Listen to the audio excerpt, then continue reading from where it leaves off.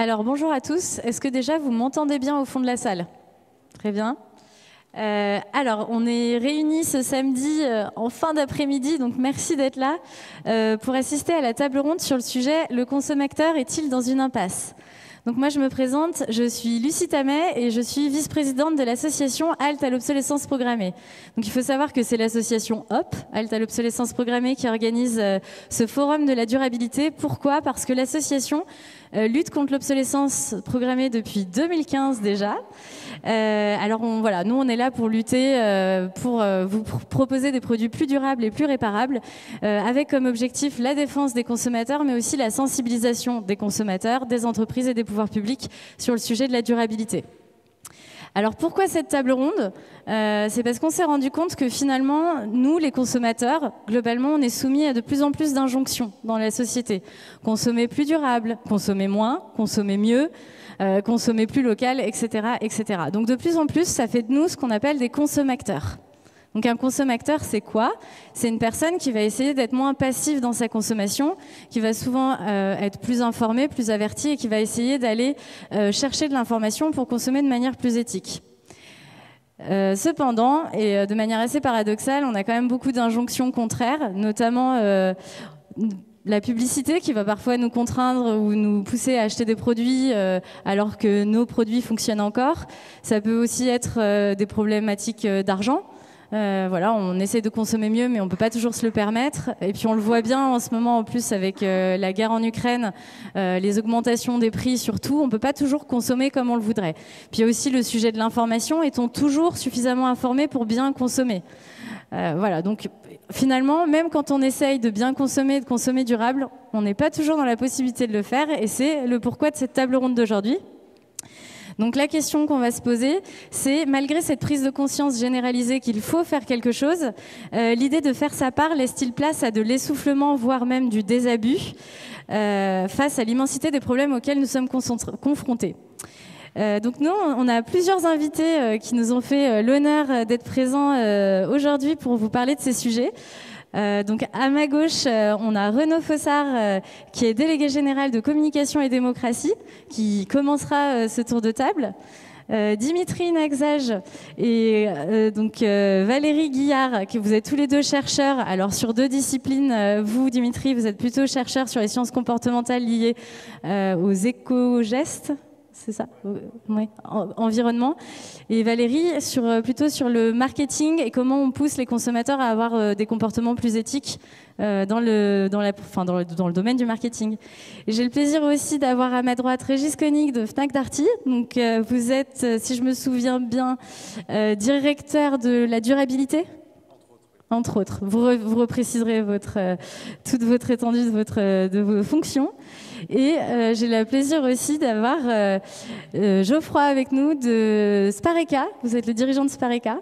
Et donc on vous permettra tous les deux, vous nous expliquerez comment les consommateurs demain peuvent être accompagnés aussi par des entreprises pour faire des choix plus durables ou plus réparables. Donc je vous laisse commencer, Renaud. Alors Halte à l'obsolescence programmée, l'association, on considère qu'il y a plusieurs types d'obsolescence. Vous pouvez avoir l'obsolescence technique, c'est votre appareil qui tombe en panne à cause d'un problème technique. Voilà, ça peut être une batterie, ça peut être une pièce qui ne fonctionne plus. On a l'obsolescence logicielle, donc là c'est un smartphone qui se met plus à jour parce que la mise à jour n'est plus disponible par l'éditeur de logiciels. Et puis on a l'obsolescence esthétique. Vous parlez d'obsolescence du désir ou de l'obsolescence marketing. Finalement, la question, c'est aujourd'hui en quoi la communication commerciale, la publicité va participer à cette obsolescence du désir. Est-ce que vous pouvez nous en dire plus? Avec plaisir. 1, 2, 1, 2. Avec plaisir, donc oui, elle y participe, mais je vais développer. Bonjour le micro toutes. Bien. 1, 2, 1, 2. Ouais. Bonjour à toutes et à tous. Donc je dirige l'association Communication et Démocratie, qui est une association récente qu'on a créée en 2021. Et on a sorti le mois dernier le rapport suivant, là c'est la synthèse que vous voyez, la communication commerciale à l'ère de la sobriété. Taxer la publicité pour consommer autrement. Ce n'est pas la seule recommandation. Le rapport, il est en téléchargement libre sur le site de l'association, la synthèse également, et le papier de recherche sur lequel il s'appuie, parce qu'il est basé sur une étude universitaire, et je vais vous livrer les résultats de ce rapport. Le travail qui a été réalisé, et on a pris les dépenses de communication commerciale entre 1992 et 2019, donc sur 3 décennies, et on a essayé d'isoler le lien avec l'évolution de la consommation. On a mesuré l'effet de cette communication commerciale sur la consommation dans le cadre d'une approche modélisatrice. Donc au niveau des données, je parle de communication commerciale, en réalité c'est constitué de publicité et relations publiques d'une part et de marketing promotionnel de l'autre. Les 3/4 des dépenses relèvent de la publicité, qui a plutôt vocation à construire le désir dans la durée. Le marketing promotionnel vraiment se focalise sur le déclenchement de l'acte d'achat, les deux étant parfaitement complémentaires. Ce qu'on observe, donc les dépenses depuis 1992 n'ont cessé d'augmenter. Là, il y a eu la crise du Covid, mais nos données vont jusqu'à 2019, elles sont en augmentation permanente. Et en gros, à partir de 2003, ça dépasse les 30 milliards. En 2019, on était à 34 milliards. Pour donner un ordre d'idée, ce que les entreprises dépensent dans la recherche et le développement, qui est de manière consensuelle le principal levier pour l'innovation, c'est le même chiffre, c'est 35 milliards. Donc en gros, les entreprises mettent autant pour stimuler l'innovation que pour influencer les comportements, pour donner un ordre de grandeur. Ce qu'on observe également quand on analyse les données, c'est que les dépenses sont d'abord très concentrées entre une poignée d'annonceurs.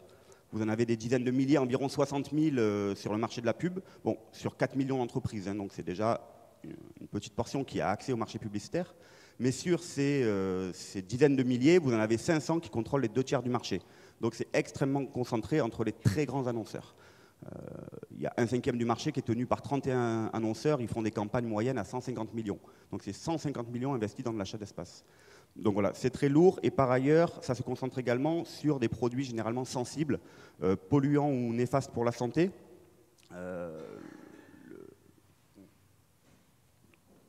Les dépenses pour la publicité automobile sont régulièrement le premier poste de dépenses publicitaires. Assez régulièrement. Un autre type de produit sur lequel il y a de très très grosses concentrations de dépenses, c'est le fast-food. Et donc, ça soulève un problème lié à la santé publique, à l'obésité, mais également un problème de pollution, parce que la définition du fast-food, c'est de servir dans un emballage jetable. Et McDonald's est par exemple un des plus gros producteurs de déchets au monde en tant qu'entreprise. Vous avez également sur le secteur des boissons, par exemple, vous avez 13 types de produits. Un seul parmi ces 13 sont les boissons à haute teneur en sucre, les soft drinks. Ils couvrent 40% du marché, elles toutes seules. Et parmi ces 40%, 3 marques, Coca-Cola, Pepsi, Orangina, font elles-mêmes un tiers. Donc voilà, on a une concentration sur ce type de dépenses, les paris en ligne. Donc je vous passe un peu tout ça. Qu'est-ce qu'on observe quand on analyse le lien entre ces dépenses publicitaires et la consommation? Que la théorie néoclassique dit que la publicité est strictement informative, elle véhicule une information et concurrentielle, c'est-à-dire que les différents annonceurs se battent entre eux pour se piquer des consommateurs. Mais Renault, Peugeot, Citroën, après avoir fait successivement leur campagne, à la fin de l'année, il y a toujours autant d'acheteurs de voitures, mais elles ont réparti les parts de marché. Ça, c'est la théorie. Les études en sciences humaines montrent que la publicité n'est pas qu'informative, elle est également persuasive, elle fait vraiment évoluer les goûts des consommateurs, elles peuvent stimuler le désir, et par conséquent, elles ne font pas que répartir les parts de marché, elles augmentent également la taille du gâteau. C'est-à-dire qu'après les campagnes successives de Renault, Peugeot, Citroën, vous avez effectivement des marques qui ont récupéré des consommateurs, d'autres qui en ont perdu, mais vous avez aussi plus d'acheteurs de voitures à la fin de l'année, parce que vous avez augmenté les volumes. Là, je vais y venir, ce n'est pas forcément plus de gens, mais c'est les mêmes gens qui consomment plus. Et c'est là qu'on arrive à la question de l'obsolescence. En tous les cas, les résultats principaux de l'étude, c'est que sur ces 3 décennies, l'augmentation cumulée de la consommation, elle s'établit à 5,3%. Donc en gros, on a une consommation additionnelle directement liée à la consommation, à sa vie propre, à son évolution propre, mais la part liée à l'influence de la communication commerciale est de 5,3%. Ce qui est intéressant, et également on observe que la consommation augmente plus vite que le PIB et beaucoup plus vite que les investissements. Donc si vous voulez, chaque année, le poids de la consommation au sein du PIB, au sein de la croissance, est plus important et au détriment relatif des investissements, ce qui est précisément le modèle consumériste. Or, ce dont on a besoin aujourd'hui, c'est de stimuler les investissements pour modifier les structures productives et recréer le système de consommation de demain. Donc ça, c'est deux résultats importants. Un autre, il est que pour financer cette consommation additionnelle, il faut bien la payer, la population a eu tendance à travailler plus, en l'occurrence de 6,6%, c'est-à-dire elle a augmenté son temps de travail plus rapidement que sa consommation. Donc pour une même unité de temps de travail, finalement, elle a un accès à la consommation qui est un petit peu réduit. En économie, on parle de bien-être, donc c'est une vision extrêmement limitée du bien-être, hein, j'en conviens totalement, mais on observe que même en prenant les lunettes de l'économie néoclassique et de sa notion du bien-être, la publicité ne participe pas à l'augmentation du bien-être, mais au contraire, elle fait augmenter plus vite le temps de travail que la consommation. Après, nous, ce qui nous a intéressé, c'est bien évidemment l'enjeu politique et écologique. À partir du moment où la publicité ne conduit pas seulement les entreprises à se battre entre elles, mais aussi à augmenter la consommation, on se pose la question politique et écologique des émissions de CO2 des produits additionnels de cette surconsommation. Je ne reviens pas sur la dimension des inégalités, mais évidemment, il y a une grande partie de la population, à peu près 40% de la population, qui ne peut pas surconsommer en raison des limites de budget. Ce qui est très intéressant, c'est qu'il existe une étude sur laquelle on s'est appuyé, du CEPR, Center for Economic Policy Research, alors une étude assez monumentale, 1 million d'Européens dans 27 pays sur 30 ans, qui montre, qui analyse le lien entre le niveau de pression publicitaire et le niveau de satisfaction perçu par l'individu. Et on voit une énorme tendance à un lien négatif, c'est-à-dire que plus la pression publicitaire est élevée, moins il y a une perception du bien-être dans la population. Nous, on a introduit ça dans notre modèle, ce qui conduit à, on a mesuré avec les dépenses de publicité en France, donc 30 milliards par an, quelle était l'utilité marginale de la consommation, c'est comme ça qu'on va le dire en économie, et on voit qu'elle baisse. Autrement dit, pour faire simple, avec ce niveau de pression publicitaire en France, on a un niveau de frustration relativement élevé, c'est celui qui, pour répondre à cette frustration, l'individu va consommer plus, et c'est comme ça que fonctionne cette augmentation de 5,3. C'est à peu près ça le mécanisme. 30 milliards conduit à un niveau de frustration qui augmente la consommation de près de 5,3. Et Renaud, de votre côté, vous avez fait des propositions au pouvoir public pour que cesse cet engrenage publicitaire qui finalement conduit à de l'obsolescence du désir sur l'achat de produits, mais aussi finalement un certain mal-être des consommateurs qui travaillent toujours plus pour acheter finalement moins. Et vous avez fait des propositions, trois propositions. On parle de publicité non régulée et extrêmement massive. Le problème n'est pas la publicité, le problème est les conditions dans lesquelles elle se déploie aujourd'hui. Alors, j'arrive aux 3 recommandations et simplement un mot sur l'obsolescence marketing. Ce qu'on constate également, c'est qu'on est sur des marchés saturés, les portables, tout le monde en a, les téléphones, les frigidaires, les machines à laver. Et donc, on n'a pas tellement de nouveaux consommateurs qui viennent sur le marché, mais à peu près les mêmes consommateurs qui vont augmenter le volume de consommation. Et pour cela, ils vont renouveler leurs produits alors qu'ils fonctionnent encore. Donc là, on dépasse l'obsolescence au sens où le produit s'est cassé trop vite, mais on arrive, et c'est le cas des téléphones portables, 88% des gens remplacent leur téléphone alors qu'ils fonctionnent encore, qui pourtant a un souci d'obsolescence programmée par ailleurs. Donc l'obsolescence marketing joue un rôle clé. Comment remédier à ces problèmes? On peut discuter le détail des mesures techniques, mais on voit 3 grosses avenues politiques incontournables les unes comme les autres. La première est qu'il y a un certain nombre de produits extrêmement polluants. Ceux-là, il faut les interdire, selon nous, d'accès au marché publicitaire. Alors, vous avez environ 500 types de produits sur le marché. On parle d'une demi-douzaine, là. On parle de 5 ou 6 produits. Les voitures thermiques individuelles, le fast-food, les soft drinks. On peut discuter des bouteilles en plastique, des smartphones. Donc, il y a les produits très polluants ou néfastes pour la santé publique. Ensuite, sur tous les autres, les gros volumes qui participent à l'extraction des ressources, là, on suggère une taxe. Donc, on l'a étudié dans le modèle, une taxe à 8%. Alors, elle ne va pas réduire la consommation, elle ralentit l'augmentation, mais elle ralentit plus vite l'augmentation de la consommation. Elle ralentit également le temps de travail, du coup, et plus rapidement le temps de travail que la consommation, ce qui donc fait relever le bien-être de la population. On peut discuter du montant de la taxe. On parle d'une taxe sur les grandes entreprises et en exemptant des secteurs clés type réemploi, bio, renouvelable. Et le dernier élément, c'est la régulation des contenus, qui aujourd'hui est opérée par un organe qui est entièrement contrôlé par l'industrie publicitaire, c'est-à-dire par les annonceurs, les agences et les régies. C'est de l'autorégulation. On considère que c'est structurellement défaillant et on pense qu'il faut une autorité indépendante de régulation des contenus. Donc, de réduire les volumes, réguler les contenus et sortir les produits les plus polluants. À notre avis, ce sont les 3 outils de régulation qu'il faut mettre en place en France et ailleurs. Ok. Merci. Merci Renaud. J'ai quand même une question aussi pour Valérie qui est à ma gauche. Malgré tout, on a parfois besoin d'acheter, on a besoin de renouveler des équipements, on a besoin parfois d'acheter des produits. Vous avez écrit un livre qui s'appelle « Comment consommer avec sobriété ». Alors, c'est la question que j'ai envie de vous poser. Comment, malgré tout, on peut consommer dans une société aujourd'hui avec toutes ces injonctions contradictoires ? Merci beaucoup. Alors c'est vrai que ça ne va pas être normatif, ce que je veux dire. C'est vraiment des idées. Effectivement, par rapport à ce qui vient d'être dit, qui je trouve très intéressant, moi je parle du côté du consommateur. Donc ça ne veut pas dire que l'offre ne doit pas faire aussi des efforts, comme vous venez de dire, et que l'État ne doit pas réguler. Et voilà, moi effectivement, je me situais du côté du consommateur. Je trouve que c'est important de savoir d'où on parle. Alors déjà, si on s'adresse déjà aux besoins, je trouve qu'on a déjà gagné un pas énorme. C'est dans votre question. Si on a besoin, je me dis waouh, si on consommait uniquement quand on a besoin, déjà, je trouve qu'on aurait déjà fait un énorme pas, même par rapport à ce que vous venez de dire.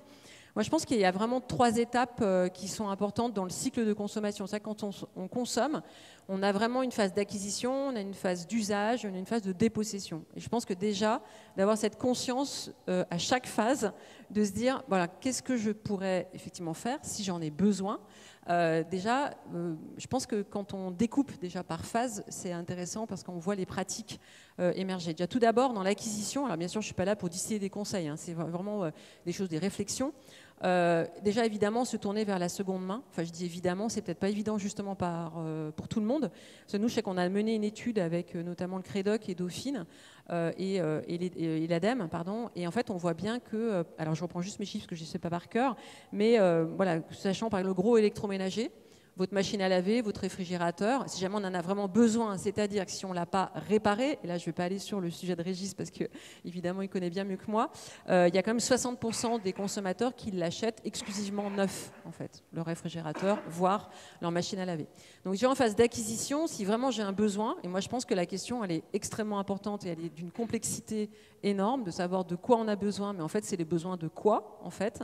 Donc déjà si on arrête de répondre à cette question, parce que souvent c'est pas un objet qui répond à un besoin, mais ça bon, c'est peut-être pas forcément la question.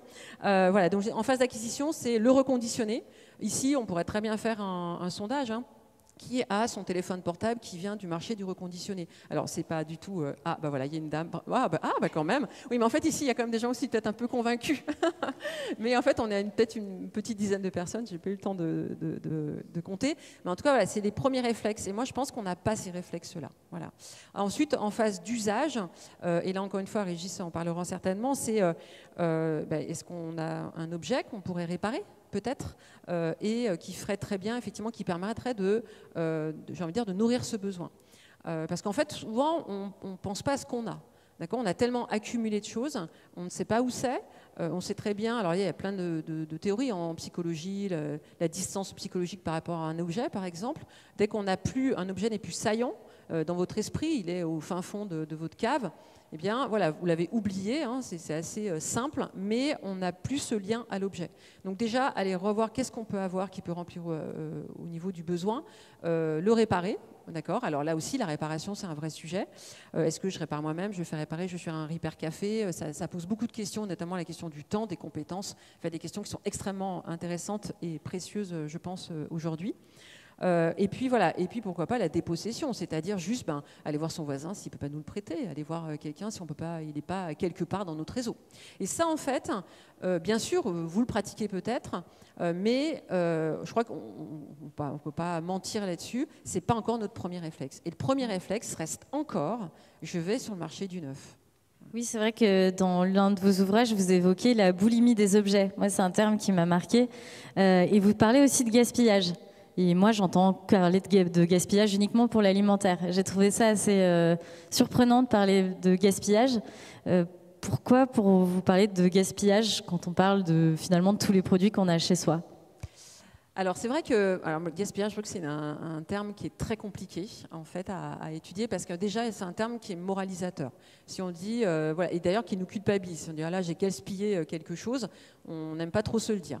Pourquoi en fait nous on a fait pas mal d'études sur le gaspillage en effet, et en fait si on vous dit gaspillage, alors ça c'était vrai avant je pense, enfin même cette étude dont je fais référence c'était avant le fait qu'aujourd'hui on parle beaucoup de sobriété, mais le gaspillage en fait c'était cadré par les médias et par les différentes organisations type ADEME, etc. Enfin, elles sont très bien, hein, c'est pas du tout une critique, mais c'était alimentaire et c'était un geste jeté. Donc dans nos représentations, gaspiller, c'était jeter, et c'était jeter très, très souvent de la nourriture. Déjà, il y a aussi tout un référent symbolique lié à la guerre, etc., que les gens évoquent. Et pourtant, en fait, on gaspille des objets. Si je reprends mes différentes phases de consommation, on gaspille lorsqu'on achète des choses dont on n'a pas d'utilité, parce que ça peut être et du gaspillage d'argent et du gaspillage d'objets. C'est vrai que les gens, quand vous dites vous gaspillez des objets, ils ont souvent du mal à identifier les pratiques, excepté la poubelle. Mais sinon, le fait de garder quelque chose, le fait d'accumuler des objets dans les placards ne relève pas du gaspillage. Pourquoi ? Parce que c'est toujours, et on se le dit tous, hein, ça peut toujours servir. Sauf que ça ne sert jamais. Ça sert très minoritairement, sauf les bricoleurs et encore. Et qu'est-ce qui se passe ? L'objet, il sédimente dans les placards et un jour ou l'autre, il part à la poubelle. Pourquoi ? Parce que souvent, on accumule une vie d'objets dans les maisons, etc. Et sauf lorsqu'on déménage, et encore que ce n'est pas toujours automatique, mais là, on peut faire un petit tri. Mais sinon, en fait, c'est des choses qui restent dans les maisons et on sait très bien qu'un jour ou l'autre, la maison, quelqu'un va la vider peut-être pour nous et ça va être une benne en plein milieu de la cour et on va tout jeter. Donc en fait, c'est vrai que le gaspillage, si vous voulez, c'est compliqué comme notion parce que derrière, à part si vous voulez, souvent vous dites, moi je jette pas donc je gaspille pas, ce qui est très réducteur. Et en plus, il y a un espace intertemporel. C'est-à-dire qu'en fait, le gaspillage, il peut être aussi dans le temps. C'est peut-être que vous n'allez pas acheter, mais peut-être que quelqu'un va acheter effectivement pour vous. Alors, je me tourne vers Dimitri parce que Dimitri travaille justement sur ces logiques de comment on fait pour que les consommateurs ne gaspillent plus. Comment trouver une nouvelle utilisation, ou au moins faire en sorte que le geste de tri soit correctement appliqué et qu'on n'ait plus ces mécanismes de stockage de produits électroniques, par exemple, qui nous empêchent de revaloriser certaines ressources. Je vous laisse la parole. Merci. Alors c'est une vaste question, mais grossièrement, je dirais que il faut déjà qu'on arrête de s'imaginer que la sensibilisation suffit, créer des campagnes de communication pour persuader les gens, pour faire en sorte qu'ils comprennent pourquoi il faut changer un peu ces comportements, les adapter, qu'ils soient un peu plus éco-citoyens. D'imaginer que si on arrive à faire en sorte que les gens comprennent et soient d'accord, c'est bon, on a fait notre boulot. C'est pas suffisant. Si vous n'êtes pas d'accord avec moi, ou vous n'êtes pas convaincu, sortez de la salle, allez, enfin pas maintenant, mais allez après demander à des gens dans la rue ce qu'ils pensent de l'environnement et de la nécessité de changer ces comportements pour être un peu plus éco-citoyens, de réparer un petit peu plus ou d'acheter de la seconde main ou de trier davantage ces déchets pour qu'ils soient recyclés. La majorité des gens vont vous expliquer que c'est plutôt une bonne chose, que c'est plutôt favorable et que c'est des choses à faire. Après, demandez-leur s'ils le font vraiment. Et vous verrez qu'il y a une distinction entre ce que les gens pensent et ce que les gens font.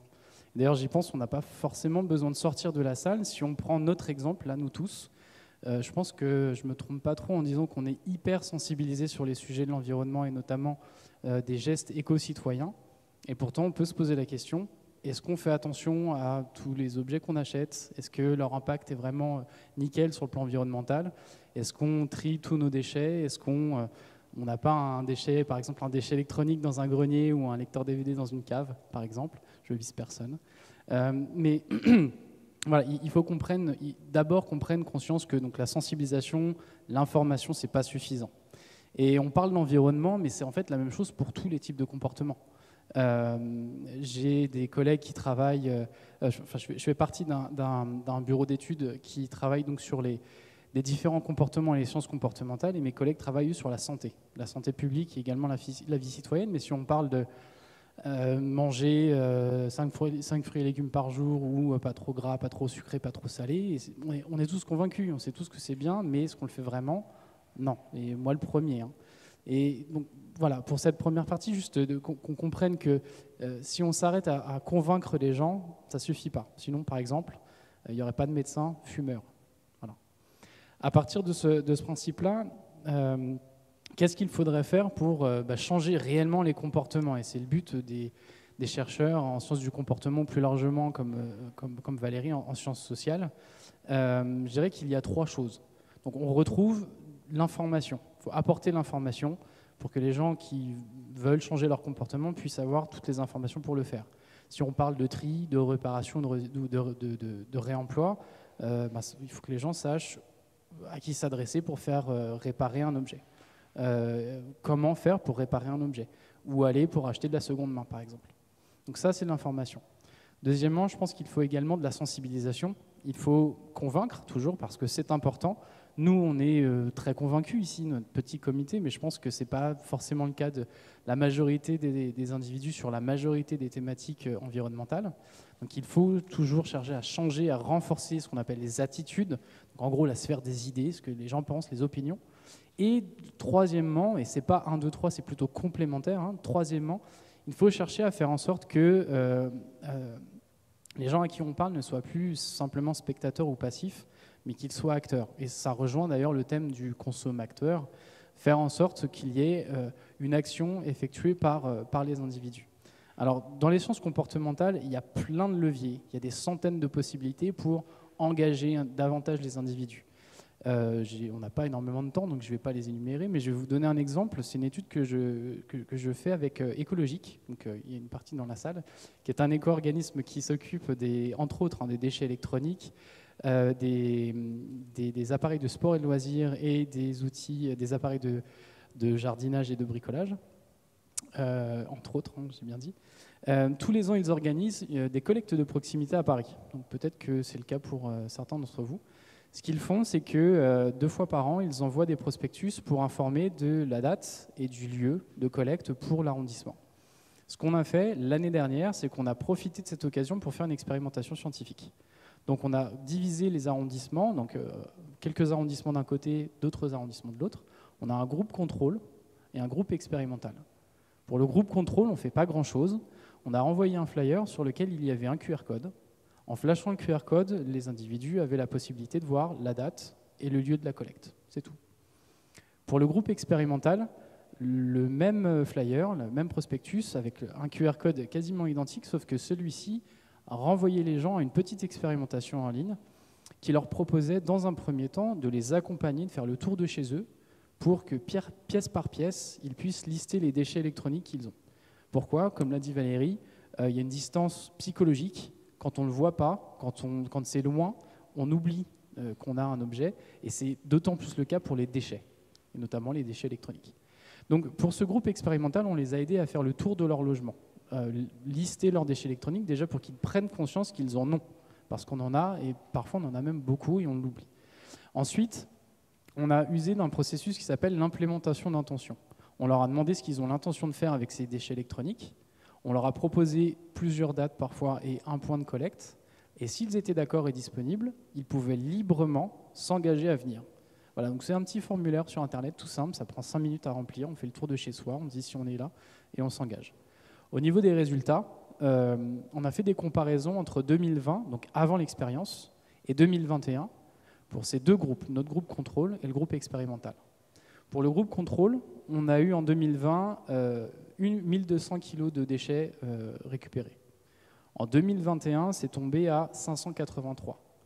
Donc, il y a plein d'explications, le Covid, etc. Mais voilà, c'est moins d'une année sur l'autre. Pour le groupe expérimental, donc ceux à qui on a fait faire un petit tour du logement, en 2020, il y avait 650 kg de déchets. Et en 2021, l'année de l'expérience, on est monté à 782. Alors, sinon, une petite précision, sinon ma collègue chercheuse va me mettre un coup de pied.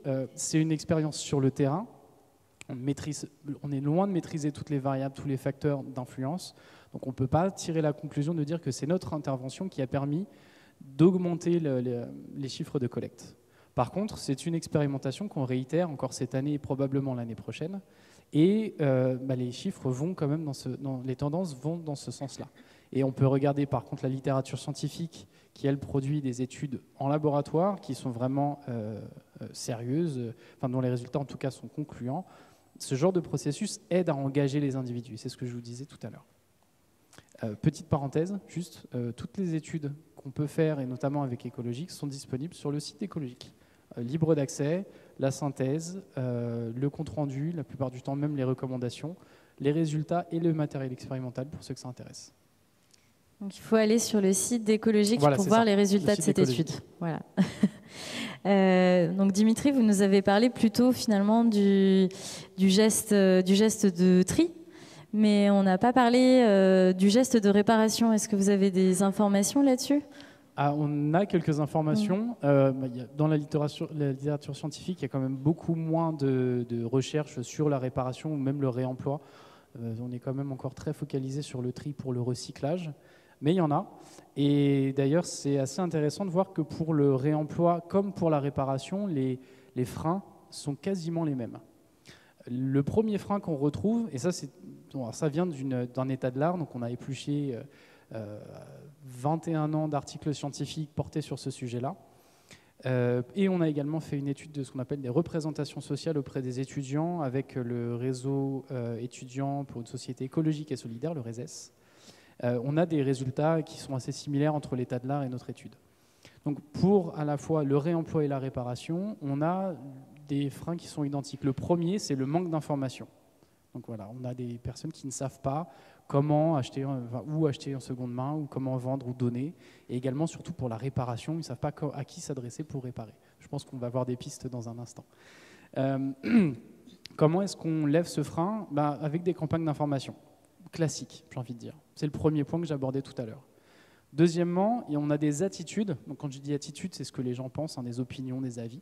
Des attitudes plutôt négatives parfois vis-à-vis de la seconde main et vis-à-vis de la réparation également, plutôt de la méfiance. On ne sait pas trop si ça va être de bonne qualité, on ne sait pas trop si c'est quelque chose à faire. Et il y a également un certain manque de confiance dans les organismes ou les petites boutiques qui peuvent proposer de la réparation. Est-ce qu'on va se faire arnaquer ? Est-ce qu'ils vont bien réparer ? Est-ce qu'ils vont faire attention à mes données quand il s'agit d'appareils électroniques ? Ce genre de problème, on peut les contourner, ou on peut essayer de les résoudre avec des campagnes de persuasion, des campagnes de sensibilisation. Ça, c'est mon deuxième point de tout à l'heure. Par contre, on a encore quelques petits freins, des gros freins en fait, qui ne peuvent pas être réglés par des campagnes classiques d'information ou de sensibilisation. On a notamment les valeurs perçues. Alors, quand on parle d'achat, quand on parle de consommation, il y a toujours un prix, donc on va toujours chercher à comparer le prix à quelque chose d'autre. Quand on achète un téléphone d'occasion, par exemple, on va chercher, qu'on le veuille ou non, à comparer le prix du téléphone d'occasion avec un téléphone neuf. Quand on répare, on va comparer le prix de la réparation de la pièce, et puis même au-delà du prix, le coût, l'effort, les connaissances que ça demande par rapport à l'achat d'un téléphone neuf, ou par rapport à peu importe l'appareil en fait. Donc ces valeurs perçues, puis il y a aussi plein de phénomènes psychologiques, l'aversion à la dépossession, le fait que quand on a quelque chose, on va le surestimer, le fait d'être également attiré par la nouveauté, c'est ce que disait Valérie avec cette histoire de boulimie. Tous ces problèmes-là, on peut les régler avec, encore une fois, des leviers de sciences comportementales. L'information et la sensibilisation, ça ne suffit pas. Et le dernier frein qu'on peut recenser, c'est le sentiment d'obsolescence, alors qu'il soit programmé ou pas, c'est un sentiment d'obsolescence quand même, où on va avoir des personnes qui vont se demander à quoi bon acheter un téléphone qui a 2 ans ou 3 ans si dans 4 ans ou 5 ans, il n'est plus mis à jour. Ou est-ce que ça vaut vraiment le coup de faire réparer l'écran de mon ordinateur alors que peut-être, effectivement, il sera à nouveau en panne ou la batterie ne va pas tenir. Donc voilà, il y a des questions aussi par rapport à l'obsolescence programmée. Et si on reste sur la sphère des sciences comportementales, là aussi, il y a beaucoup de solutions à apporter. Merci, ça fait une bonne transition avec Régis à ma droite, parce que je voulais lui demander aujourd'hui comment concrètement on fait sortir les consommateurs de l'impasse, c'est-à-dire comment vous faites au quotidien chez Fnac Darty pour guider les consommateurs, alors dès l'acte d'achat déjà, vers des produits plus durables, et puis juste après finalement comment vous les aidez au quotidien à allonger la durée de vie de leurs produits pour qu'ils aient l'impression finalement qu'on peut réduire ce problème d'obsolescence. Oui, bonjour à tous. Oui, c'est une bonne question. Et effectivement, le problème de la durabilité d'un produit se pose dès l'acte d'achat. C'est-à-dire que mais c'est ce qu'on a vu là tout à l'heure, on est aujourd'hui dans une société de consommation, on l'y est encore. Et quelque part, on a beaucoup, dans les années passées, dans les décennies passées, acheté des produits avec ce sentiment au moment de l'achat qui serait jetable. J'achète un produit premier prix parce que de toute façon, quand il va tomber en panne, je vais le jeter. Et quelque part, on a un travail à faire, et c'est notre rôle à nous, distributeurs, mais c'est le rôle des associations, c'est le rôle des autres distributeurs, de beaucoup de gens, en fait, en réalité, de rééducation, probablement, des consommateurs sur, en tout cas, ce qui nous concerne, les produits qu'on achète chez nous sont des produits d'équipement et pas des produits de consommation. D'accord ? Et cette notion entre équipement et consommation passe aussi par du coup l'information. Donc on a eu des initiatives gouvernementales avec l'indice de réparabilité, bientôt l'indice de durabilité, et d'autres choses, tout ce qu'on fait même aujourd'hui, hein, de parler de réparation, de parler de durabilité au moment de l'acte d'achat, c'est déjà quelque chose de très important en soi, indépendamment par exemple de la pertinence de l'indice de réparabilité, parce qu'on va parler de réparation, on va parler de durée de vie au moment même où le consommateur se pose la question du choix du produit. Et ça va être intégré en fait au moment où j'achète un produit, je le choisis pour le garder. Alors ensuite, il faut un peu crédibiliser cette démarche-là. Et ce qu'on essaye de faire, alors on a une chance un peu incroyable chez Fnac Darty, c'est qu'on est à la fois le premier distributeur de produits d'équipement, de lave-linge, de télé, etc., de téléphone, et le premier réparateur en France, d'accord, des mêmes produits. Donc ça nous permet de pouvoir avoir de la data, des informations qui permettent justement de comparer, par exemple, le nombre de produits d'une certaine référence qui sont tombés en panne, ramené au nombre de produits qu'on a vendus de cette même référence, et d'avoir du coup un taux de panne.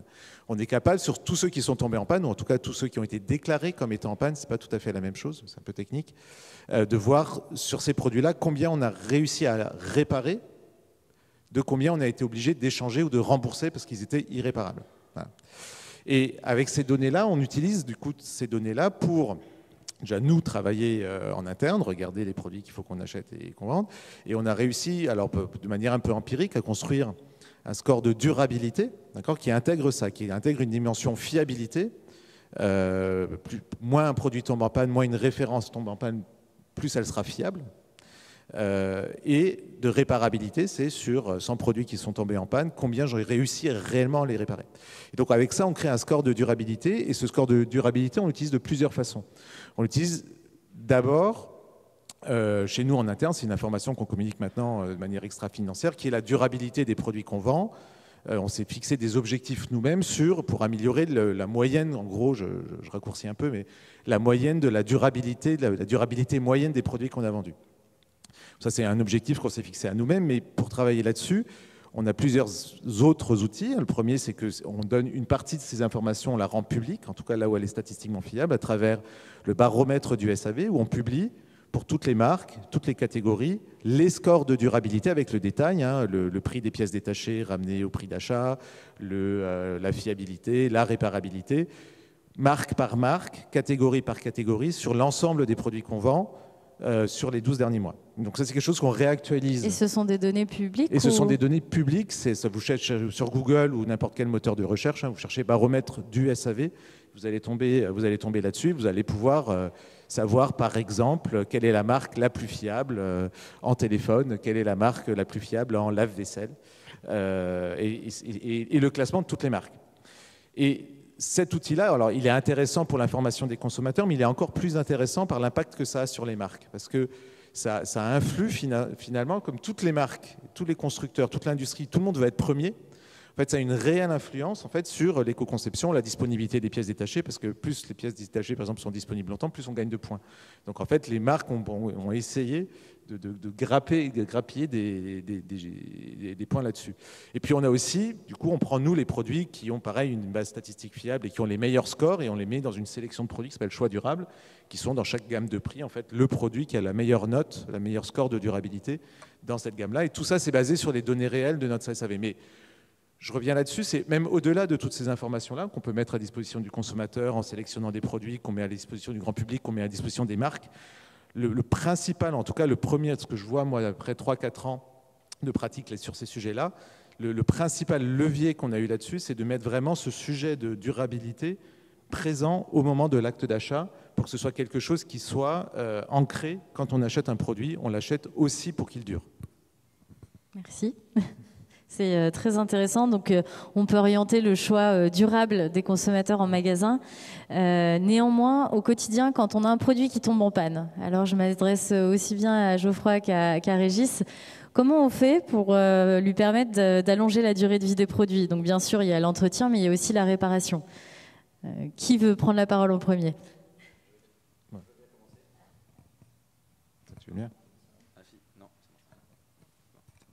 Oui. Bonjour, je suis le fondateur d'une entreprise qui s'appelle Spareka, qui aide les consommateurs à réparer leurs appareils de la maison. Alors en effet, évidemment, nos clients sont des gens, même les visiteurs de nos sites internet, sont des gens qui sont face à une panne. Et face à une panne, eh bien, j'ai tendance à dire, le premier réflexe, c'est de se poser la question si, en effet, on peut la réparer.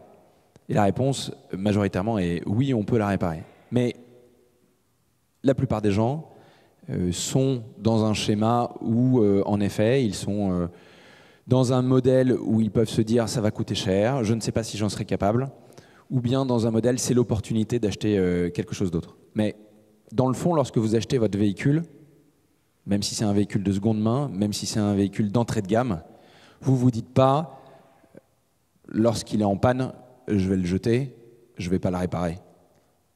Vous vous dites, c'est dans la vie normale de mon véhicule de tomber en panne, puisque je l'utilise, et donc du coup, je vais le réparer, et ça rentre en fait dans mon budget. Et donc c'est complètement intégré. Pourquoi est-ce que finalement, avec un lave-linge qui tourne 1 à 2 fois par jour avec de l'eau, vous ne vous diriez pas la même chose? Mon lave-linge tombe en panne, c'est normal, c'est dans la vie de mon lave-linge de tomber en panne.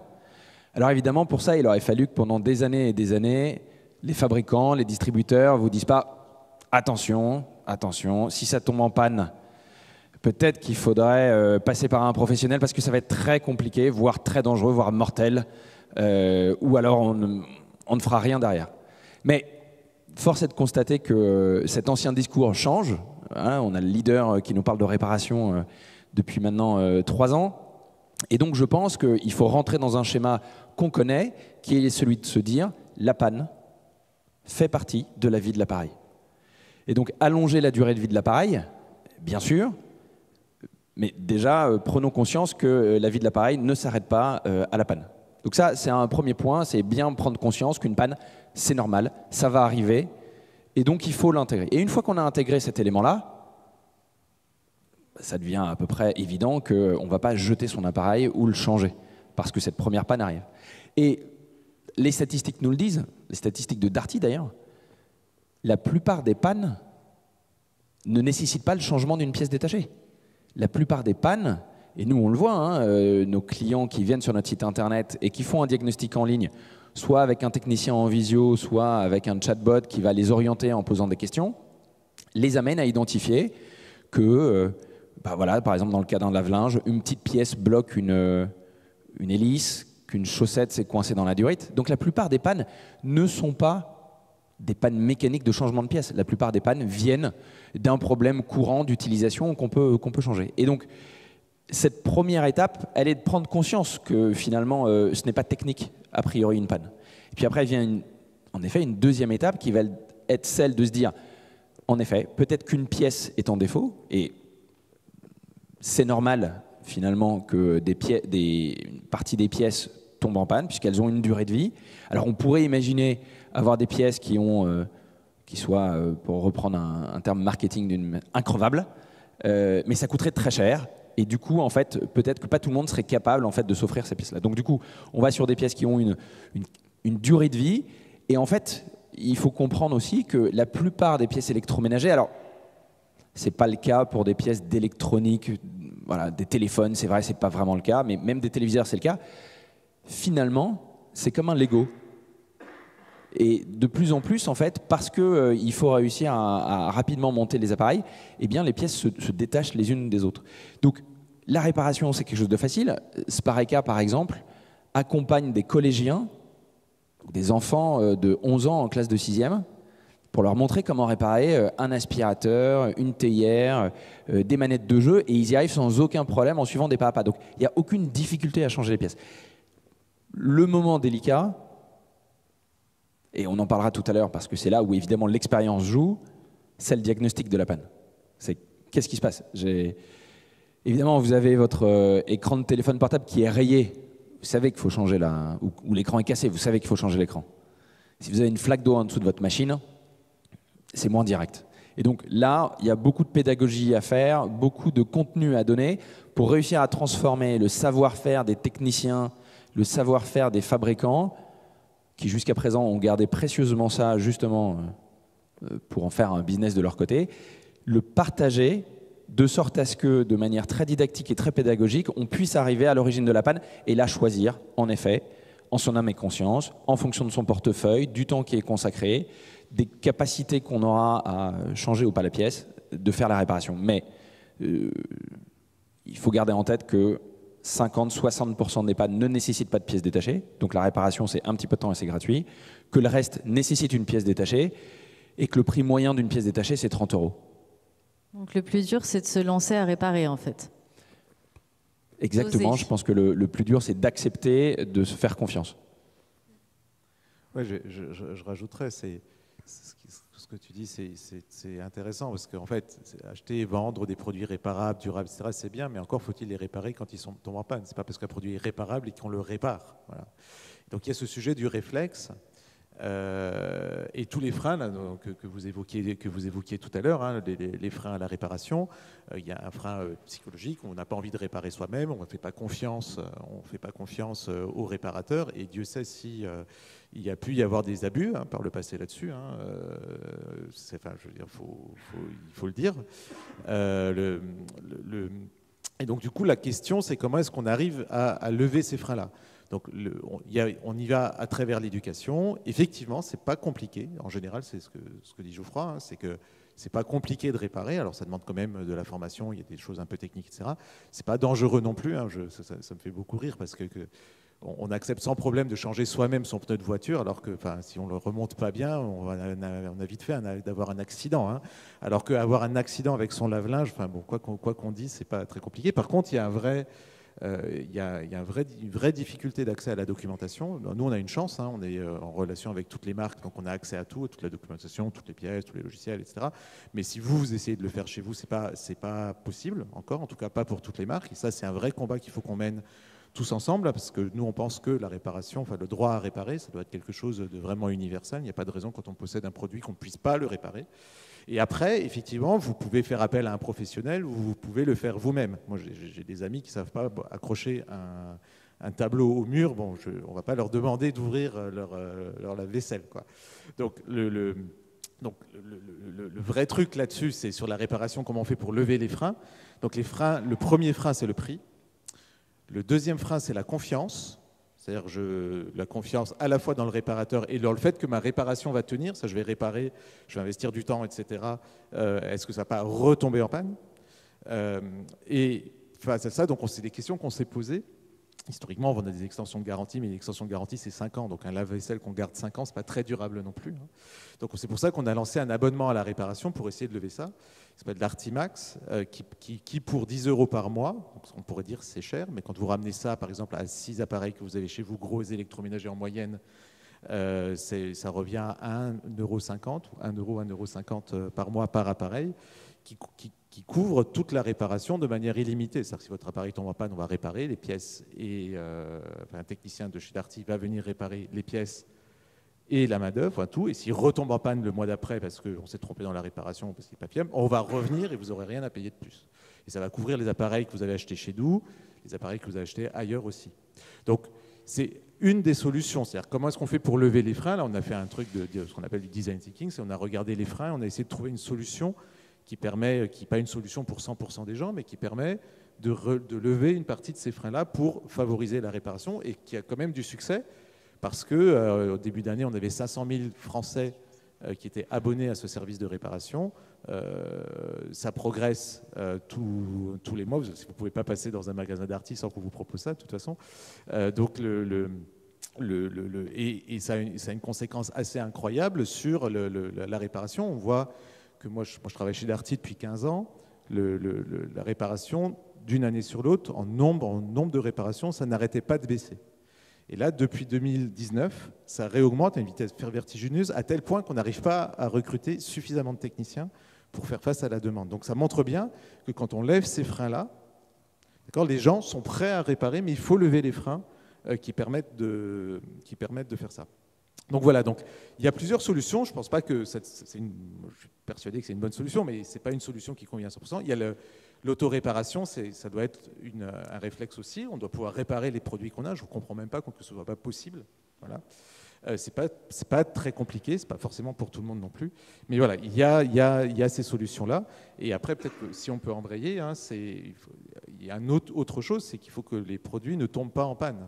C'est-à-dire que pour que les produits ne tombent pas en panne, il y a une première règle, c'est qu'il faut qu'on les entretienne. Ça rejoint un peu ce que je disais en introduction, hein, c'est que quand on achète un produit, il faut l'acheter pour le garder, enfin pour le garder longtemps, et pour le garder longtemps, il faut l'entretenir. Et on voit que dans les pratiques, c'était un des résultats du baromètre cette année, on a demandé aux gens s'ils entretenaient leurs appareils, donc il y en a à peu près 60% qui savent qu'il faudrait le faire, et il y en a à peu près 30% qui le font vraiment. Voilà. Donc ça fait quasi personne, et ça, si vous multipliez par tous les appareils que vous avez chez vous, ça fait beaucoup. Et en fait, la première cause de panne, hein, c'est par exemple sur une cafetière, c'est qu'on n'a pas détartré. Voilà.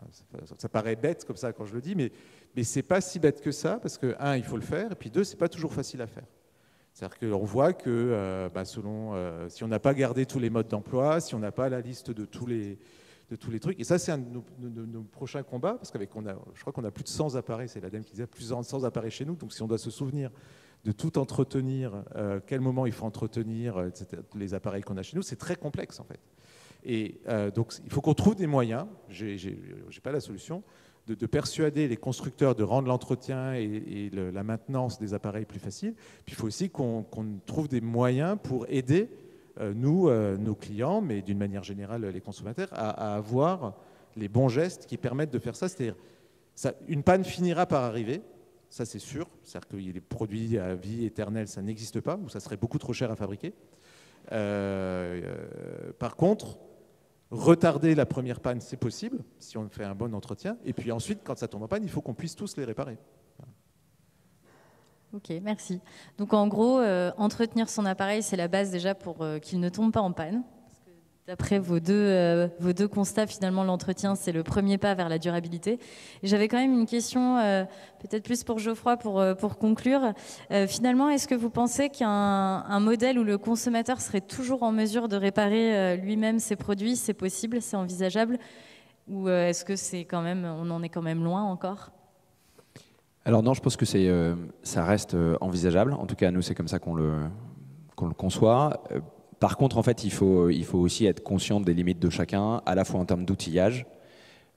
Je passe évidemment les manigances de certains fabricants qui pourraient mettre des outils inaccessibles au grand public, mais globalement, en fait, il faut avoir un certain nombre de choses. Par exemple, plus on avance en fait dans la réparation, plus on a besoin de petites choses comme des multimètres, par exemple, ce qu'on n'a pas nécessairement au quotidien. Mais nous, en fait, on s'est quand même aperçu que entre l'auto-réparation, c'est-à-dire je sais le faire ou je m'informe, je vais voir un tutoriel. De l'autre côté, l'intervention d'un technicien chez soi, il y a entre les deux quelque chose qui s'est développé naturellement avec le Covid, qui est la visio. Et nous, on propose à nos clients, à nos visiteurs même, des visios avec des techniciens. Et le technicien, en fait, va apporter cette caution technique, cet encouragement, mais aussi, en fait, cette espèce de main bienveillante, d'œil bienveillant, en disant regardons ensemble, et oui, en effet, le diagnostic est le bon, le symptôme que vous avez identifié correspond bien en fait à le diagnostic qu'on va poursuivre par la suite. Et du coup, en fait, on peut imaginer véritablement des étapes successives qui nous amènent à plus réparer, en faisant déplacer moins de techniciens, tout en ayant en fait la bienveillance des techniciens pendant quelques minutes. Nous, on fait des diagnostics en visio en 15 minutes. Donc en 15 minutes, en fait, on arrive à identifier l'origine de la panne, à donner un axe, et parfois, un de ces axes, ça sera de dire, écoutez, c'est une panne complexe, on vous recommande de faire venir un technicien. Ça représente, 30% des cas au maximum. Mais donc dans 70% des cas, la personne va pouvoir identifier si bel et bien il va pouvoir le faire lui-même avec cet appui de technicien. Et ça, c'est quelque chose qui n'était pas imaginable en 2019. À partir de 2020, les gens sont naturellement enclins à pouvoir utiliser leur téléphone portable et de faire une visio. Et c'est vrai. Je ne sais pas qui a déjà eu un technicien au téléphone, quelqu'un d'expérimenté ou de technique comme ça rapidement, mais c'est très très rare. Donc la satisfaction d'un client à avoir quelqu'un qui va être compétent pour répondre à ces questions, en plus visuellement, fait qu'en fait, il se dit mais c'est génial, c'est exactement ce qui me manquait, et va être enclin de nouveau à réparer. Et je pense que ce modèle de visio va vraiment faire le pont et va répondre à un problème de manque de techniciens pour se déplacer, évidemment. Donc vous avez un terme, je crois, en interne, Repair Hero ou quelque chose comme ça? Oui, exactement. Nous, en fait, notre tagline, notre motto, c'est « fier de réparer ». Je ne sais pas si dans la salle, vous avez déjà eu l'occasion de réparer, mais on a tous ce sentiment de fierté, en fait, parce qu'on a l'impression de se dépasser. Et on cherche à faire en sorte que tous les Français deviennent des héros de la réparation, des repair héros. Bon, c'est bien, c'est positif. On peut chacun être acteur de la réparation de ses objets et du coup de sa vie. On va laisser place aux questions peut-être, si certains d'entre vous ont des questions. Et je crois que Valérie, à ma gauche, avait aussi une question. Donc, est-ce qu'on commence par Valérie ? J'avais pas une question, j'avais juste une remarque, mais je vais laisser plutôt effectivement la salle. Non, mais je trouve que attention, c'est pas une fatalité si on ne sait pas réparer aujourd'hui. Je pense qu'on a laissé nos compétences au marché pendant X années, et aujourd'hui, effectivement, moi je pense qu'il y a un vrai problème d'éducation. Mais Geoffroy, vous l'avez dit, quel enfant aujourd'hui, même de 10 ans, 8 ans, a eu un aspirateur dans les mains, et quel étudiant auquel je m'adresse a eu encore aujourd'hui? Pourquoi un étudiant à l'université n'a pas d'aspirateur dans les mains, quand bien même il étudie la philosophie ou le management? Donc je pense qu'il y a un vrai problème d'éducation aussi à la réparation. C'est une vraie intelligence par les mains. Et nos étudiants qui parfois ne trouvent plus de sens aux études, ou du moins de sens aux études parce que c'est un manque de concret, je pense qu'il y a une vraie réflexion aussi à faire sur l'éducation. Alors je ne dis pas qu'il va falloir refaire les écoles ménagères avec la couture et la réparation, mais je pense que c'est très naïf, mais n'empêche que cette intelligence des mains, pourquoi il n'y aurait que les ingénieurs ou dans les stages ingénieurs qu'on ferait ça? Donc ça c'est la première chose. Et puis il y a une deuxième chose, et là c'est plutôt du côté du consommateur. Je ne dis pas qu'il est responsable, mais je pense que ce que vous avez dit, Geoffroy, ça pose la question du rapport au temps. Parce qu'aujourd'hui, on a un temps limité, on a tout le temps ce sentiment d'urgence. Réparer, c'est du temps. Et vous avez raison, peut-être que la visio, parce qu'en plus c'est très digital et voilà, on a cette habitude-là, mais n'empêche que je pense que ça pose cette question du temps. Voilà, c'était juste ce que je voulais dire et je me tais. Merci. Bonsoir, donc merci pour votre débat, très intéressant. Je répare beaucoup moi-même. Par contre, les problèmes que j'ai eus de ce que je ne pouvais pas réparer, c'est qu'il fallait des outils spéciaux, comme vous disiez, ou alors ce n'était pas démontable, donc pour le réparer, il fallait casser. Je reviens sur votre baromètre de la durabilité, c'est ça? Est-ce que ça a une influence sur vos fournisseurs qui font que maintenant ça devient réparable parce qu'ils se font casser au niveau des notes? Oui, alors notre baromètre, oui, pas que, parce qu'il y a pas mal d'initiatives à la fois européennes, des associations, de HOP, etc., pour aller dans cette direction-là. Ce qu'essaye de faire chez nous, alors je ne vous ai pas tout dit, mais le score de durabilité, nous, nos acheteurs de produits, ils ont un incentive, donc leur bonus de fin d'année, c'est sur la marge produit et sur l'amélioration du score. Donc en fait, et ce score, il est pondéré en fonction de ce qui est vendu, ou en l'occurrence de ce qu'eux, ils achètent. Donc en fait, ils vont acheter les marques qui ont les meilleurs scores, de préférence, ou des produits qui ont des meilleurs scores, de préférence à des produits qui ont des plus mauvais scores. Et du coup, ça a une influence, parce que évidemment, nous, les industriels, ils essayent de vendre à nos vendeurs, sauf que si les produits ils ont des mauvais scores, et dans votre cas, par exemple, même nous, parfois, on ne va pas pouvoir le réparer. Alors c'est un peu biaisé, parce que comme je vous disais, nous, on est quand même accès à l'ensemble de l'outillage, l'ensemble de la documentation, etc., ce que ne peut pas faire malheureusement le particulier. Donc, si nous, on arrive à réparer, donc un produit va avoir un bon score, mais s'il faut le casser pour le réparer, on ne pourra pas le réparer non plus, il n'y a aucune raison. Donc du coup, il va avoir un mauvais score. Et s'il a un mauvais score, ça va diminuer, donc ça va diminuer notre score global sur lequel sont payés nos acheteurs. Et du coup, ça va forcément avoir par effet levier. Par contre, ça prend du temps. On a quelques succès un peu visibles qui sont je me souviens, j'en parle souvent, mais c'est Microsoft avec les surfaces où on était plusieurs. Alors nous, mais iFixit aussi, hein, sur le Surface Pro, qui il y a 2-3 ans, n'avait aucune vis, était complètement collé, etc. Et en fait, on est allé à Redmond à l'occasion d'une visite de notre PDG là-bas, et on leur a expliqué pourquoi ils avaient 0, etc. Et depuis, ils ont des vis. Voilà, ils ont changé la conception, ils ont mis des vis. Bon, je ne sais pas si c'est que nous, mais voilà. Donc on voit que, enfin, ça avance. Du coup, ça a une influence réelle sur toutes les phases amont. Par contre, c'est assez lent parce que aussi les cycles industriels sont lents. Puis ensuite, quand vous discutez les Coréens, ce qu'on fait nous, par exemple, en France sur ces sujets-là, ça a de l'impact, mais ça a un impact qui prend du temps pour se voir réellement dans les nouveaux produits qui sortent, quoi. Alors moi aussi, je suis un fervent pratiquant de l'autoréparation, mais quelquefois, je me heurte à la difficulté de pièces qui sont soit pas disponibles, soit qui sont hors de prix. Même quand il s'agit de pièces simples, on est quelquefois très très surpris de petites pièces anecdotiques qui coûtent des fortunes. Et là, c'est pas très motivant pour la réparation. Est-ce que vous avez des remarques, des conseils ou des propositions dans ce sens? Alors malheureusement, ce n'est pas moi qui définis les prix d'achat et donc les prix de vente. Grosso modo, l'ADEME nous dit que lorsque la réparation dépasse 30% du prix d'un appareil, c'est dissuasif. Donc les gens ne vont pas réparer. En dessous de 30%, les gens regardent et prennent une décision. Du coup, évidemment, plus en fait, le prix de votre appareil est faible, plus la difficulté à trouver une pièce et une réparation qui sera économiquement viable, donc inférieure à 30%, sera difficile. Donc là-dessus, le sujet, en fait, il est de réussir à populariser la vente de pièces pour que l'ensemble des stocks soit facilement accessible, qu'ils tournent régulièrement. Lorsque les fabricants, en fait, ne tiennent pas compte de ces ventes de pièces parce qu'en fait, ils sont dans un schéma un peu différent, qu'ils ont un centre de stockage qui va être quelque part en Europe, que ça va mettre du temps, que ça va coûter cher en transport, eh bien, à la fin, en effet, vous avez raison, le prix de la pièce est trop élevé et des petits boutons ou des petites choses en fait, qui sont bloquants dans l'utilisation de l'appareil, ça va être hors de prix.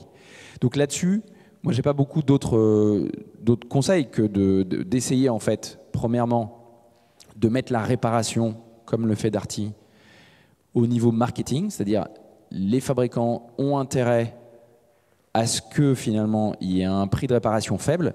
Aujourd'hui, dans l'indice de réparabilité, il y a un critère qui rentre dans le calcul de l'indice, qui est le critère du prix, et qui est plus exactement le critère du rapport du prix de la pièce versus le rapport de l'appareil. Donc lorsque les pièces, on parle des pièces majeures, mais lorsque les pièces majeures vont coûter très cher, ils vont avoir un mauvais score, et à l'inverse, s'ils arrivent à faire des efforts de prix, ils vont avoir un meilleur score. Donc petit à petit, en fait, toutes les initiatives vont dans ce sens-là. Après, évidemment, en fait, on est contraint avec de la logistique. Donc je ne sais pas si vous cherchez une petite vis ou si vous cherchez quelque chose et que ça vient de très loin, le coût de la logistique sera aussi un coût important. Donc, alors, certains, comme Seb par exemple, ont des initiatives avec des imprimantes 3D, mais ça ne résout pas tous les problèmes, ça résout plutôt des problèmes de stockage sur des pièces qui sont bien spécifiques. Donc moi j'ai tendance à vous dire qu'il faut continuer à essayer de réparer, il faut continuer à regarder, et puis autant que faire se peut, voilà, faire jouer la concurrence, trouver les pièces qui sont compatibles. Peut-être compléter là-dessus, le problème du prix des pièces, c'est un vrai problème. Et en plus, là, on voit avec l'inflation, le prix des pièces augmente de manière assez significative. Et alors là-dessus, toutes les marques ne sont pas comparables. Je vais citer sur les lave-linges, parce que c'est les seuls chiffres que je connais par cœur. Si je prends dans le baromètre, donc on mesure le prix des pièces détachées ramené au prix de vente. Par contre, on ne regarde pas comme l'indice de réparabilité sur une liste de pièces, on a regardé sur les pièces que nous, on a vraiment utilisées. Donc sur toutes les réparations qu'on a faites. Et on voit les écarts sont considérables. Sur la marque Miel, qui pourtant est la top 1 en termes de score de durabilité chez nous, cette marque-là, le prix d'une pièce détachée, si vous l'achetez vous, c'est 16%, une pièce détachée. En moyenne, ça coûte 16% du prix de vente de l'appareil neuf. Sachant que c'est des produits à 1 000 €. Donc vous faites le calcul, c'est-à-dire que le prix moyen d'une pièce détachée, c'est 160 € chez Miele. Là où chez Siemens, c'est aussi une marque allemande, c'est aussi fabriqué en Europe, c'est moitié moins, c'est 8%. Donc on voit qu'on a des écarts, et le plus faible sur les lave-linges, c'est 6%, je crois. Donc en prix moyen. Donc on voit déjà entre les marques, les politiques sont assez différentes. Donc on l'a rendu public cette année, donc ça va probablement bouger, mais on voit que les écarts sont extrêmement importants. Donc ça, c'est plutôt pour peut-être guider un peu les consommateurs, si vous les réparez vous-même, dans le choix des marques. Vous pouvez regarder ça, et ça peut être, après vous achetez où vous voulez, mais ça peut être un des critères d'achat.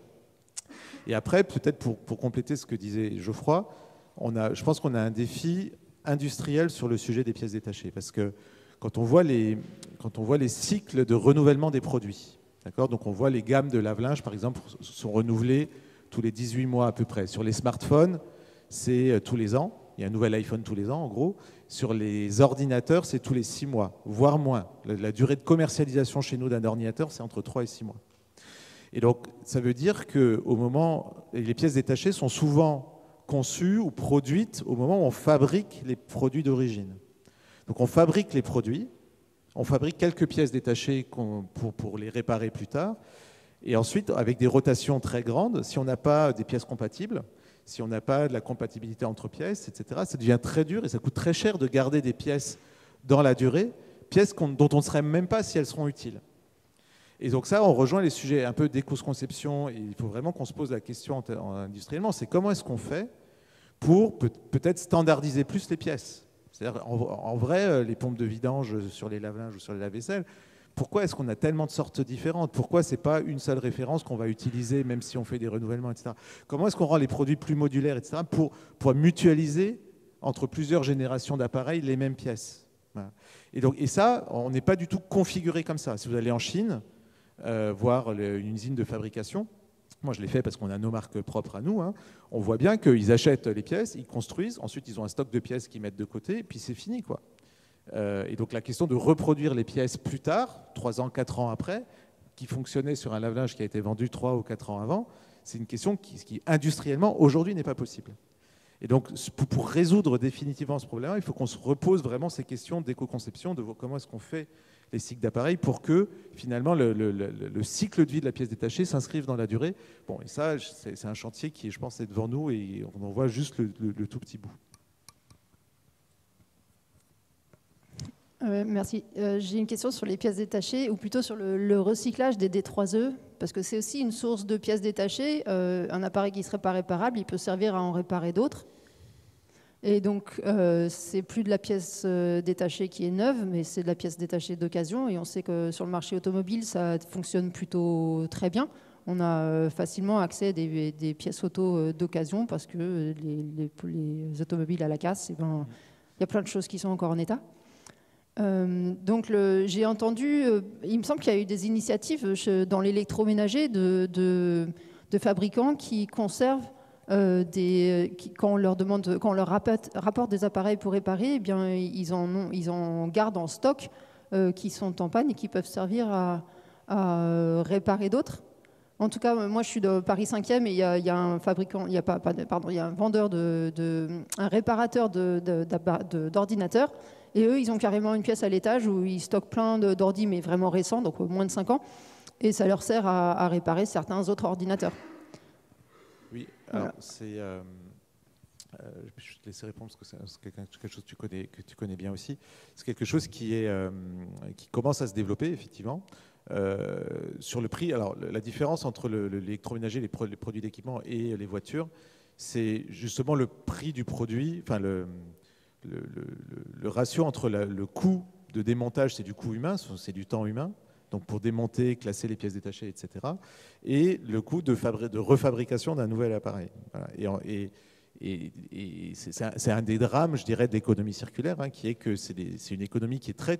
Alors c'est un drame et aussi une super opportunité, qui est très demandeuse en main-d'œuvre. Donc il faut beaucoup de main-d'œuvre pour pouvoir démonter les appareils, classer les pièces, etc. Et qui est peu délocalisable, donc c'est de la main-d'œuvre locale, donc qui est beaucoup plus chère que la main-d'œuvre des endroits de production. Donc ça, c'est un des principaux freins aujourd'hui à la production de pièces détachées, même s'il y a des acteurs. Votre réparateur sur les ordinateurs, Murphy aussi fait ça, hein, il récupère les anciens et il démonte et il garde, ils ont un stock de pièces détachées, mais qui reste encore tout petit par rapport au stock de pièces neuves. Et là, il y a peut-être des modèles économiques et des choses à inventer. C'est pour ça que je te laisse la parole, Geoffroy. Alors en effet, c'est quand même un drame de se dire qu'à partir du moment où une machine est considérée comme en panne, elle devient un déchet. Et que le jour où c'est un déchet, on ne peut plus rien faire, c'est du métal. C'est pas vrai, en fait. Évidemment, à l'intérieur de cette machine-là, il y a plein de pièces qu'on peut récupérer. Mais comme le disait très justement Régis, le temps et le coût que ça a n'est pas forcément en fait, économiquement rentable. Donc c'est pour ça que chez Spareka, on a créé une marketplace, c'est-à-dire une place de marché dans laquelle il y a des vendeurs qui viennent vendre leurs pièces détachées. Et nous, on est en partenariat avec un certain nombre de réparateurs qui, lorsqu'ils vont récupérer des appareils, identifier des pièces, les contrôler, les remettre en état, ils vont être en mesure de, à leur tour, les revendre et ça va leur faire un complément de prix. Là où avant, ils utilisaient ces pièces pour faire des réparations, aujourd'hui, ils ont la capacité de les revendre et être eux-mêmes un maillon de la chaîne de l'économie circulaire en pouvant faire que cette pièce-là soit réutilisée. Et aujourd'hui, on a notamment des vendeurs à Nantes, qui fait partie de nos plus gros vendeurs, sur notre marketplace de Spareka et qui vend que des pièces détachées réutilisées suite à justement ce reconditionnement.